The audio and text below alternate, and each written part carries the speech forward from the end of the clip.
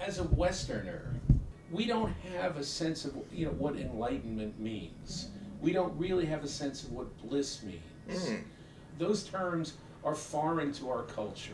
As somebody who has been a seeker and a student and is now a scholar and a teacher, define for me first what bliss can mean to a Westerner, and secondly what enlightenment can mean to a Westerner, if you don't mind. Oh, those are great questions, and I don't think I've heard those questions before. Bliss is going to be, it's more of a gateway than a place. It's an aperture that opens to the degree you're open to receive bliss, you'll receive it. And I think a better word, but in the English language we have one word called love that describes many things. If you go into Spanish, you have a little more leeway with it.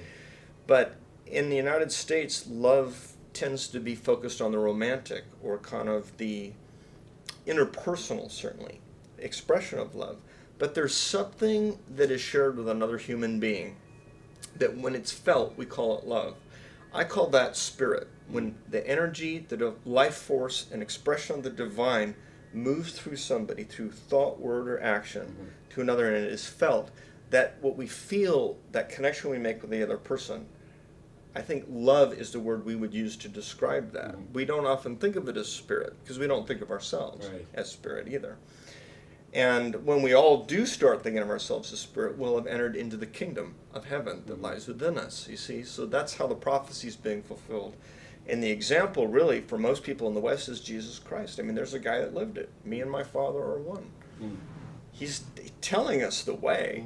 It's not something, it isn't Hinduism or Christianity. It isn't divisive at all. They're pointing to the same thing. We have an example. We have a place to go. We have a refuge, too, if you want it.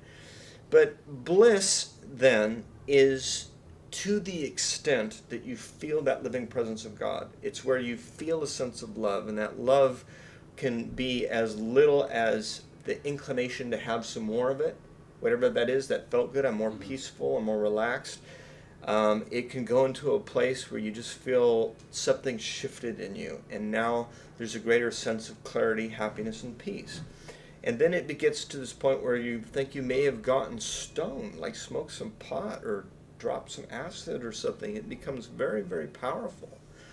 And it'll get to the point where there's really no one having the experience of it again, but at that point you can't describe it.